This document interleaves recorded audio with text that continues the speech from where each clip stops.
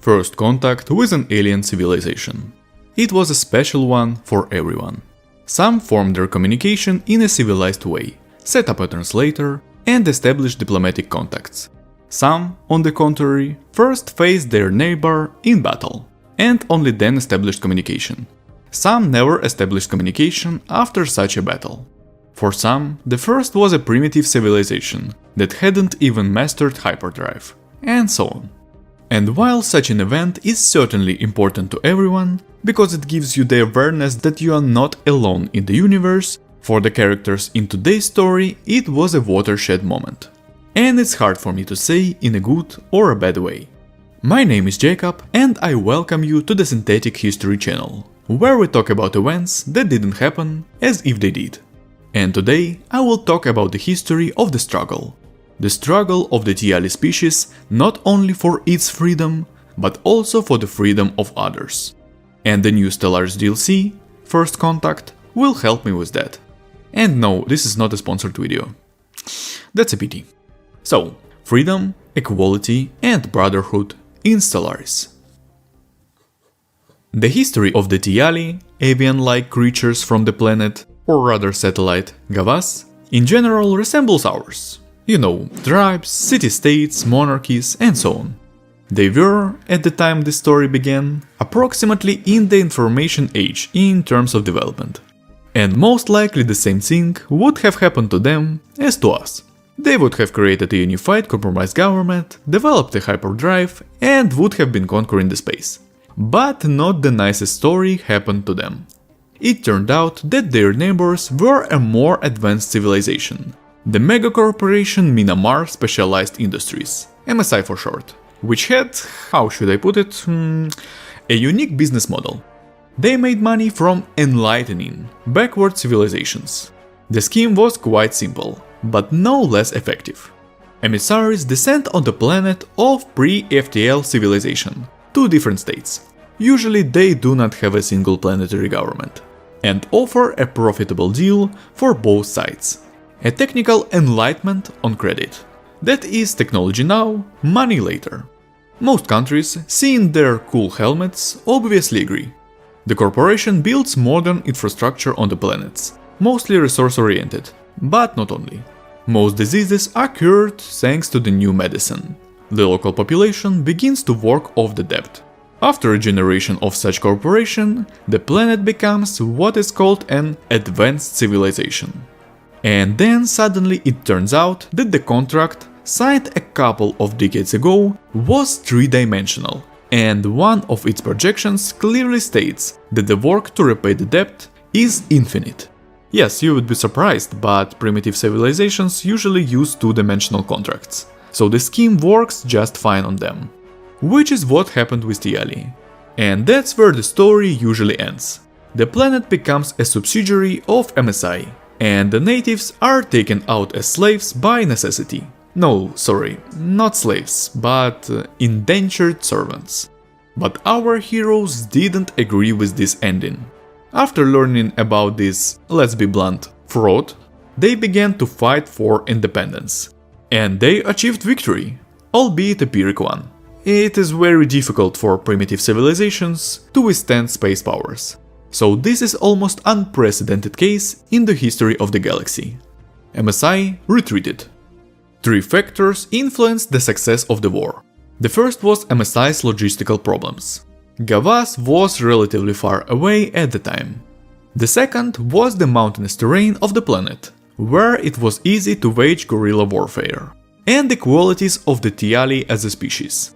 Resilience, uncontrollability and a high level of intelligence. A true Sigma species, I would say. The third factor is the leader of the rebellion, Claws of Gold. The name is a translation from their language, and since it consists of only clucking sounds, I won't even try to pronounce it. In case I'm suddenly being watched by tiali, don't be discouraged. Anyway, this guy is a true legend among tiali. Born already after signing a contract with MSI, at the age of 24 Earth years, he started a local resistance, supported by the same young guys, which then grew into a planetary rebellion. After 5 years of fighting, he unified the planet into the Gavas commune, and draw out the invaders. He was also the ideologist and first speaker of this new state. The alien technologies made it possible to make a state capable of intelligently distributing resources and amenities among its citizens, and turning the entire population before the rebellion into indentured servants, made it easy to establish a society of equal consumption, united by the goal of revenge. In a sense, Claws of Gold could be called a clever Mao Zedong. In the guerrilla struggle, an equal democratic society was born, the night classes and, most importantly, ready to fight for its freedom. And the struggle was just beginning, for the invaders were not far away and were preparing to take endless depth by force. At least that's what tiali themselves thought at the time. In fact, things were a little different, and by little I mean quite different. The MSI board of directors, having calculated the losses and potential profits, concluded that it would simply be unprofitable to subdue tiali. So the debt was transferred to a subsidiary collection agency, and the corporation itself began to expand in another sector of the galaxy. As a gift to their former wards, they left genetic clinics, which, however, without technology for their maintenance after a while became useless, processing infrastructure, and a lot of debris. The most important of which was a MSI's warship. Something like their staff. I have no idea how they managed to bring it down, but whatever. The important thing for us is that from its wreckage, the tiali got the hyperdrive technology, which gave them the opportunity to start their own space expansion. And under the pressure of the corporation's imminent return, the expansion took place rather quickly. In just 10 years, they had already established the first colonies on several planets, and even discovered a primitive civilization, which was at the level of the Age of Discovery. A heated debate broke out in Parliament about what to do with them. One party proposed to take over the planet, bring communism there, quickly pump it all up, and integrate the natives into the state. The other side advocated non-interference in their affairs, saying that we ourselves have recently fought off such invaders, and you suggest that we become like them. They tried to find a solution for several years, until the Claws of Gold, already by then retired, made a speech in Parliament in support of the first side, completely destroying it from the second. And although any citizen of the commune of Gavaz can recount this speech verbatim, I will give only the main argument. We, I mean them, are the lesser of evils. If the tiali are defeated, there is nothing to stop the MSI from enslaving other backward civilizations. They will at least make them equal to themselves, give them elections and local government, and improve the overall standard of living. The issue was resolved. A year later, a landing force was boarded on Chama 1, and in short time the entire planet was occupied. Naturally, the locals resisted at first, but seeing the benefits of the new life and learning about the prospect of the second option, that was MSI, in one generation adapted and joined the struggle. And help in the fight was definitely needed. Do you remember I mentioned the collection agency? Well, they had already been coming to collect the debt. These guys came up with a hefty bill for a total of almost 1.5 million energy credits. An absurd amount for a civilization that just yesterday began exploring space. Just so you understand, that's the same amount of energy a fully completed Dyson sphere generates in 30 years of operation. Given the interest, such a debt was doomed to be unpaid. Gavaz felt the same way, so they refused to pay it. By the time they had built some kind of fleet, and since the collectors didn't expect any resistance in space at all, they sent a small force to collect the debt, and even equipped them mostly with guns for orbital bombing. All in all, the tiali were lucky. The next such visit didn't happen until 15 Earth years later, and the one that followed, too. In general, it's pretty handy to keep an early chronology of the Gavaz commune by these guys' visits. At this time, the commune was growing exponentially, incorporating in other species, radiotropic plants, according to the tried and true scheme, and developing science with the invaders' technology as its basis. It was already turning out to be a pretty solid multiracial state. That's what communism and fear for their future does to people. Speaking of invaders, the commune managed to locate the core of their corporation and even establish diplomatic contact with them, though it's hard to call it diplomatic contact. The corporation set to deal with the collectors on all matters. Well, at least the official borders were established. Having already established an official border, the commune began to build defensive structures at the border crossings of the hyperpass. The second neighbors, by the way, were rather nice guys Sidemetes, who though sympathize with the commune's struggle against MSI, but preferred neutrality, or to be more precise, preferred to benefit from cooperation with everyone. The tiali got money and technology, which was good enough. The second attack of the collectors was also repulsed by the commune, which is often referred to as MSI's main mistake. And that is a reasonable point. The board of directors surely must have received information about the development of the commune. Why not send in a bigger force? It is not clear. Before the third visit of the collectors, a lot of interesting things happened. The MSI's broken warship was converted into a habitat station. The original style was preserved. The corporation had a good taste. Except that everyone wore the same helmets, but never mind. This station was the nucleus of the commune's technological development. Billions of scientists were working to catch up with the former masters in terms of technology. And they were succeeding. During this time, they established diplomatic ties with a bunch of states and even joined the galactic community. For our history, however, only one state will be of interest: the interstellar coalition of the Church. What is interesting in it? Its origins. As I said before, the MSI traded slaves. Indentured servants. And they managed to take a substantial proportion of Tiali's then population with them, when they retreated. So, there was a mutiny on the ship carrying mostly Churks, but there were Tiali too. The ship went off course and made an emergency landing on a planet suitable for life. The surviving slaves created a new state, which became the Church Interstellar Coalition. However, this story will only be interesting to us. These guys quickly fell under the influence of another megacorporation and did nothing to fight against their former oppressors.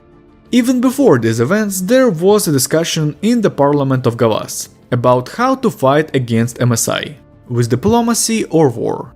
And in the end, they came to the conclusion that almost half of the states in the galaxy have bought slaves from them. There will be no apologies, and therefore help from the others will not be forthcoming. So they had to fight on their own.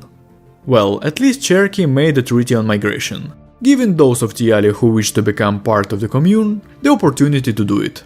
And not only them. The commune also accepted any refugees from all over the galaxy, allowing them to colonize planets unsuitable for their original species. So they grew until the third visit of the collectors, which ended the same way as the previous ones. Well, almost. On the third time, the MSI board of directors realized that the debt is not going to be repaid by the commune, and the collectors themselves cannot cope, and declared an official war. And that's when Tiali got frightened. They were not ready for a full-scale war. Claws of Gold returned from retirement at a difficult time, and became governor of the capital sector, which was in fact the whole country. Under his leadership, the commune had let all its efforts go to increase its fleet. Everyone expected a protracted war of attrition. And then nothing happened. Here's why. Although the MSI had an impressive force, obviously superior to that of the commune, they were unable to use it as one fleet. The reason was the specifics of their corporate bureaucracy. There were several departments in the corporation, and each was responsible for its own sector, and had its own fleet. And it was an efficient system, designed for subduing backward civilizations and creating the necessary competitiveness in the corporation. But it worked horribly with the space nations, and they had never been at war with space nations before. There was one department in charge of Tiali, and its fleet in particular was weaker than that of Gavas. And while the MSI was trying to gather forces from other departments, breaking through bureaucratic barriers, the commune's fleet was already taking over border outposts. Time for them was also bought by the rebellion of the species of those wary collectors, right in the center of the corporation, which prevented them from joining forces in a single fist. The rebellion, however, was doomed to fail. During this time, Claws of Gold won the speaker's election, and the commune's fleet doubled in size. MSI finally sent a substantial invasion force, the fleets of the two divisions. However, barely making it deep into the commune space, they split up.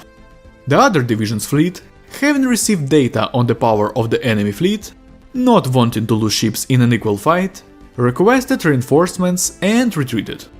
The first division was also going to retreat, but didn't make it in time. The first battle occurred 6 years after the start of the war. The commune won a decisive victory. Then the reinforcements sent for the second fleet were defeated, and then the fleet itself. MSI was forced to sign a peace treaty, handing over the frontier systems to the commune, but not really losing anything that important. But it was an important victory for the commune, one which meant that revenge was possible. It took 12 years to prepare for a new war. By this point, the forces of the corporation and the commune were evenly matched. On May 3rd, 2270 on the Earth calendar, the Gavas parliament anonymously approved the declaration of war on MSI. And not a simple war, but a war of total annihilation. This effectively meant that making peace was constitutionally impossible. The fleet under the command of the hero admiral of the last war, Wings of Indigo, advanced deep into the corporation's territory, destroying their stellar outposts in the process. Then it was the turn of the planets to be invaded, destroying the local garrisons and establishing communism. Since most of the population at the time of the invasion were slaves, they did not resist. Even on the contrary, in every way supported the liberators. After 6 years of fighting, the commune fleet was already destroying a star bastion in the MSI metropolitan system. During this time, they had already managed to defeat the corporation's fleets in that sector. However, when it was their turn to invade the capital itself, it turned out that the defenses here were much better than on the other planets, which is not surprising since the board of directors was located here. And the liberators, frankly, were not considered as such by the local population, most of whom also wore these strange helmets. The existing landing force was clearly insufficient. The command decided for the time being to suspend attempts to seize the headquarters and send auxiliary fleet to this sector to suppress the remnants of the corporates, and the forces of the main fleet to redirect first for repairs and then to the second front. There were big problems. It took 4 years for the reorganized fleet to reach the borders and engage in combat, which ended in a draw. Well, officially the battle ended with the commune winning because MSI retreated, but in fact the losses were equal, so I consider it a draw. After this battle began a long period of destruction of the corporation forces in the lower sector, which was made a little easier by the new slave rebellion. When the last planet owned by the corporation in that sector was liberated, it was the turn of their capital. By then, the commune's auxiliary fleet had bombed it quite heavily, giving the new big communist army a chance to take it over.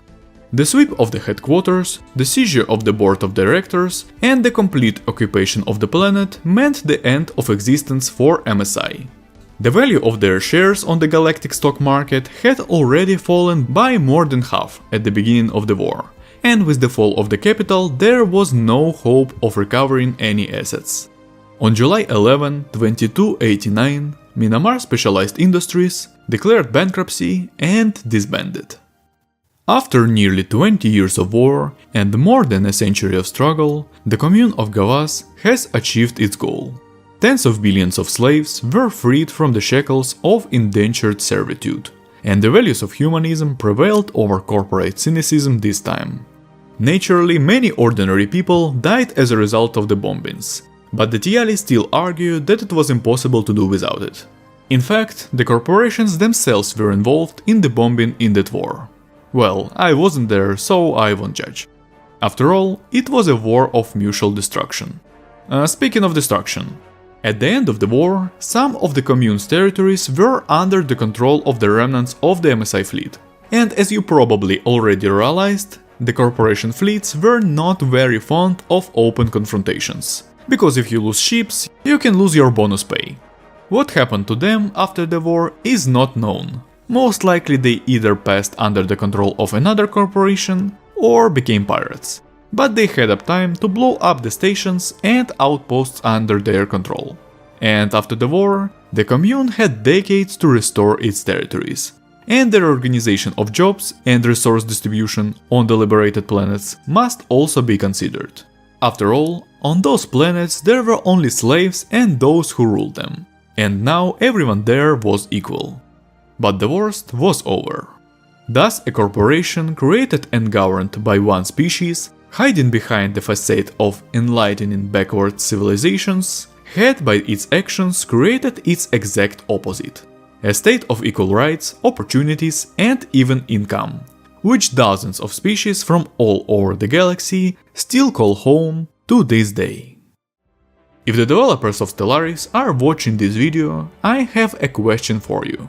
Why did you make it so that war declared on this casus belli leads to the destruction of outposts when they are captured? Why didn't you make it like it happens in the War in Swarm Wars, or Purificators, or Exterminators, and I even checked to see if anything had changed. I played a little bit as the Purificators. And as you see, the outpost becomes mine when I win, not destroyed. So please do the same as in this casus belli. I realize, of course, that is a war of mutual annihilation and was able to more or less beat that in my story. But let's not be so literal. And I'm not asking this for my own sake. I'm asking it for people's sake. I don't really like challenges at all, and I'm not going to keep playing for this one, not for the video. For me the main thing is the result, not the pass. But what if someone buys your DLC and wants to repeat my story? And there you have it, Swiss cheese instead of the normal borders. Well, I hope you understand my complaint. And you, my viewers, leave comments with impressions and ideas for future stories. And subscribe to the channel to watch similar videos in the future. See you in the next story. Jacob was with you, and with that, I say goodbye.